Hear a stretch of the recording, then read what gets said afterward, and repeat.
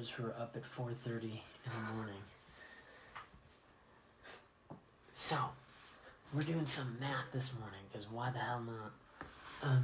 This is a how-to for teaching your kids how to solve for the reactions of, not reactions, what are these called?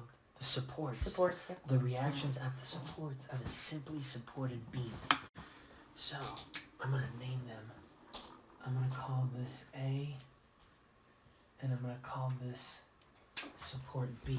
So if you remember from our last lesson, and I have to whisper because I feel like the kids are about to wake up, right? Probably. And Whitney's going to kick my butt. They're early risers. Okay, so last week and a half ago, we've been dealing with sick kids. So I did this lesson on a simply supported beam, and Haley will get you a link when we post this again. And I told you a story with a simply supported beam. So go back to that. In that simply supported beam story, I talked about the reactions at A and B having a load of 50 pounds in the positive direction. Now I wanted to do the math for that and show you how I got that, and then I'm going to go into, in another lesson, how I figured out this and how we can develop an equation for it, and then we'll go into the moment one as well. But for today, we're just figuring out the reactions. Do you think they can hear me? I think so. Or am I speaking too low? Maybe you put your AirPods in. No, that never works. Oh wait, I thought it did work. We have two different phones. I know, but I'm saying for the Instagram one, if we're going to Well, upload if it. you can talk like that, I can talk like that too. I mean, go ahead. okay, so the first thing that I did is draw something called a free body diagram. And you have to do this. This is our actual beam right here. Let me erase this. This isn't part of our beam. This is our beam right here. But what we need to do is draw a mathematical representation of that beam. So that's what I did. I drew one straight line that represents the length of my beam. I drew two reactions from my pin support at A. Remember from our lesson, a pin can resist loads in the X direction and the Y direction. It can't resist moments, but it can resist X and Y direction. So I have an AX and an AY representing the loads that are on my pin support. You know, it's hard to whisper for an extended period of time. Sure. You know, it's like singing. Like, you just, not that I'm going to sing, but you know. Yeah, I think we're okay. What did I hear about you making waffles this morning? I can make waffles. Yes. Good waffles, not that paleo shit. Like the regular, not gluten-free. Yeah, well, maybe. I don't know. So, and then for B, I did one arrow going in the positive direction just for Y. So BY, because that's a roller, and a roller can only support a load in the up and down direction, not left and right or in the X direction. Now, I keep saying that the AX and the AY are in the positive direction, and the BY is in the positive direction.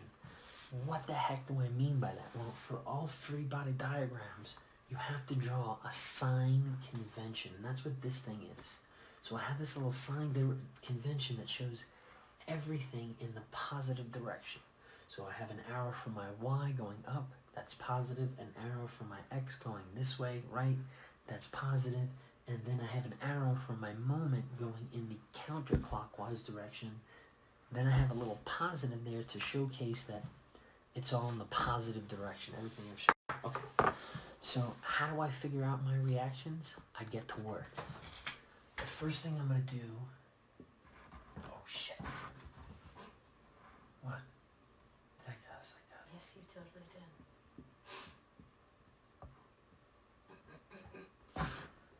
Oh. Baby, Yes. we need something to hold this up. I think there's some concrete...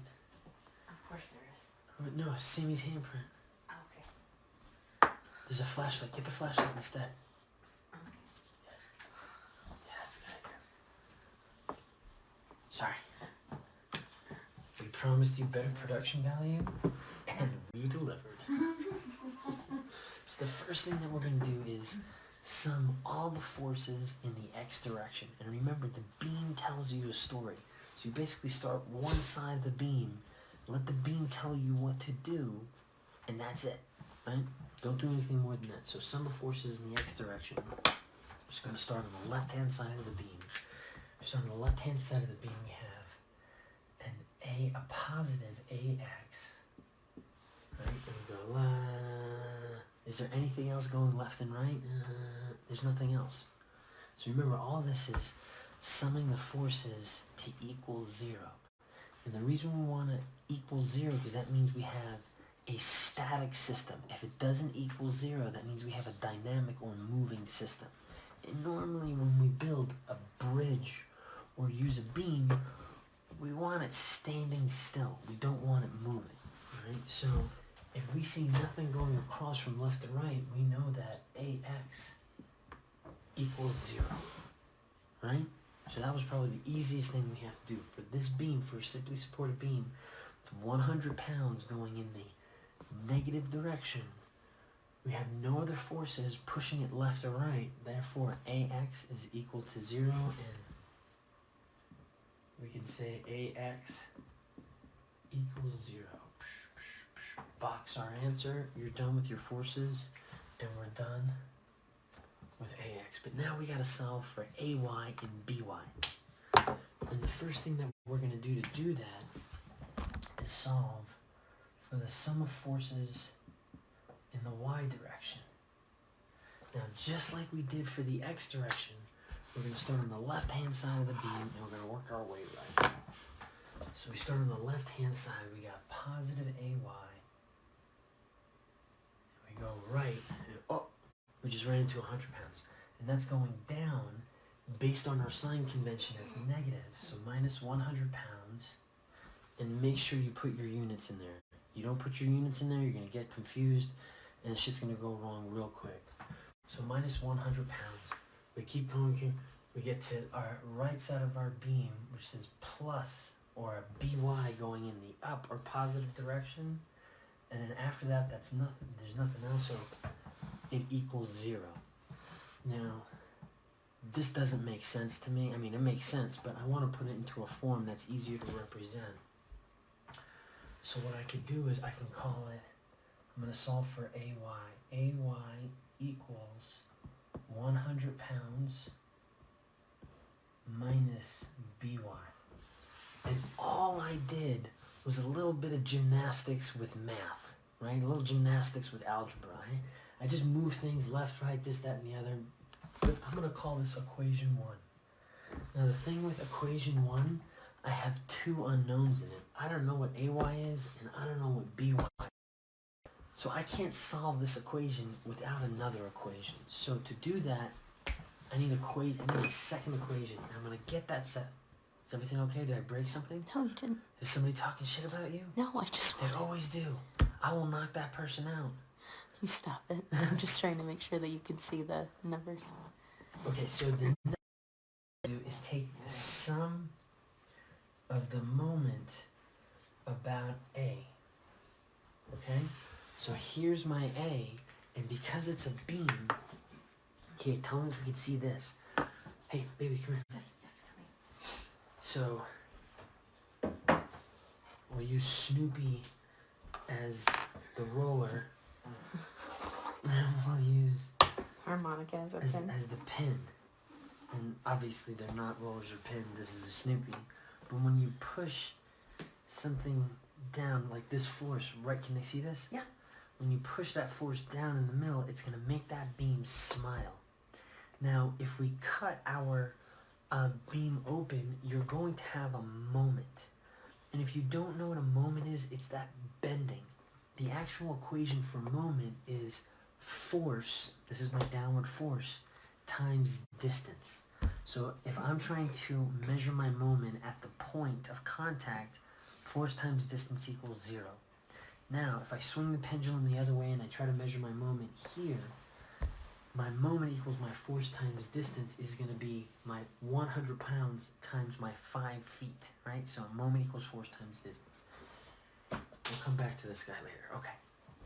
So based off of that, if I do my moment equation, I start on the left side of my beam. Remember, I'm summing the moments about A. Remember, I'm taking this at A, so everything that happens at A, it's in a line of action, doesn't count, so we can disregard. So then I travel down, I go 1 foot, 2 foot, 3 foot, 4 feet, 5 feet, and I run into something. 100 pounds going down. So if it's going down, that actually means it's a clockwise direction. Oops, wrong color marker.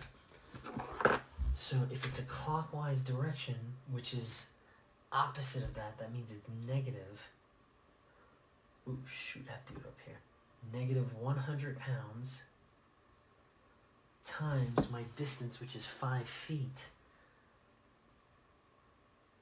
And then I keep moving down the beam. So I go 5 more feet, 1, 2, 3, or 6, 7, 8, 9, 10, and I run into my BY. I put my finger here, and my BY is going up. That's a counterclockwise direction. Based off of my sign direction, it's positive. So I got plus BY times 10 feet. And remember, because this is a static system, it is not dynamic, we say it all equals to 0. Because if it didn't, it would be moving, and then, you know, you never want your bridges to move. That would be kind of cool, but it'd be hard to drive over it. It's like the stairs in Harry Potter. Sure. You know how they were constantly moving? That's not a static system, that's a dynamic system. So whoever the engineer who designed that, I would not want to take the liability on those stairs. I mean, it's still rock. It's still concrete. I mean, it's just a ceramic, like, there's probably rock falling on people. Right. Like, that's what we need to do, an analysis on the steps that were designed For Harry Potter, because there was some deterioration. They were replacing those things a lot. Like, whoever had the contract on that, good for them. So just like before, I don't like this because I drew it kind of wonky. It's, again, production value. You're welcome.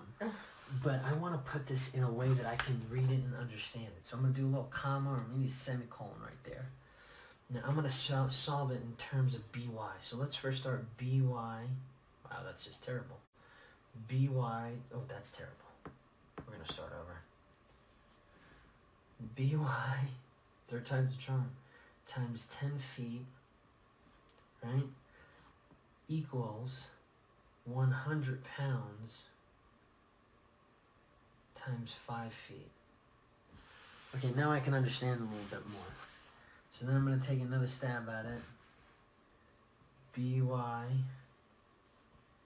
I'm going to bring my 10 feet over, equals 100 pounds,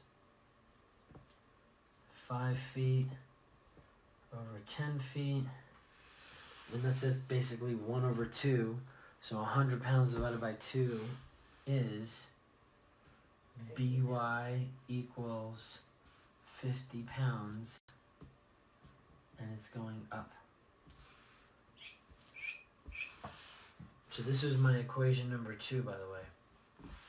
Now if I take my BY and I just drop it into my equation, AY equals 100 pounds minus 50 pounds, AY equals 50 pounds going up. See? Mm-hmm. How'd I do? Right. So that means I got my AY, my BY. I have everything I need to start drawing my diagram right here. And to go back over that, my diagram, I have, 50 pounds. And then I have 50 pounds. And let's just look at our shear diagram. So with 50 pounds, for my shear diagram, which is green, I'm pushing up 50 pounds at my reaction. Nothing is going on over this 5 feet until I get to my negative 100 pounds, or my 100 pounds pushing down. So 100 minus 50 equals, or excuse me, 50 minus 100 equals negative 50, which pushes me down here. Nothing is going on over this 5 feet until I get to my support, and then I have another 50 pounds that pushes up, that brings us back to 0. So that's how you solve your reactions. I went back through the shear diagram as well for a simply supported beam. Next time we talk, we're going to be getting into, well, I think we did I did the moment but you didn't talk about. Oh, how to calculate the moment? Yeah. Maybe I could do the equation of the moment next time. But after that, we're going to go from a simply supported beam with a point load to a simply supported beam with a distributed load. I know that's much. Maybe Whitney can do that one. And then after that, we're going to get into cantilevered beams. We'll do cantilevered beams with support or with pins. Cantilevered beams with a point load at midspan. At the end, we'll do distributed loads. We'll do like a weird distributed load. And then once we're done with determinate structures, we'll also look at indeterminate That's structures. We'll do like a cantilevered beam with like a roller. You're just like, why would you even do that? Yeah, those are terrible. But they're show fun. those on exams. Oh, I love those things. I love those things. So, anyway, thanks for joining us. If you are joining us at 4:30 in the morning, hopefully you learned something. Let us know if you have any questions. If we need to go back into Common Core math. And I think I just raised the discussion about why we need to give a shit about Common Core math. So I don't need to do that. But let us know if you have any questions, especially if they're concrete. Don't forget to comment, like, subscribe, ding that bell for notifications. Go concrete, get asphalt.